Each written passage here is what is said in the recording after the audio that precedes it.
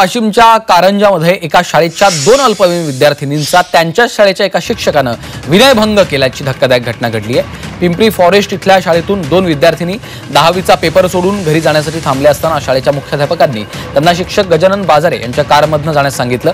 मात्र कामठवाडा गावापर्यंत गेल्यानंतर या शिक्षकानं त्या 2 मुलींसोबत अश्लील चाळी करत त्यांचा विनयभंग केला। यावेळी याच गाडीमध्ये इतर 2 शिक्षकही होते। त्यांनी गजानन बाजारे यांच्या या कृतीला विरोध केला। दोन्ही मुलींना गाडीच्या खाली उतरून ऑटो रिक्षाने त्यांच्या घरी सोडलं। विद्यार्थिनींच्या तक्रारीनंतर कारंजा ग्रामीण पोलीस ठाण्यामध्ये गुन्हा नोंदवण्यात आला असून आरोपी शिक्षक फरार झालेला आहे। या धक्कादायक प्रकारामुळे संपूर्ण परिसरामध्ये मात्र खळबळ उडालेली आहे।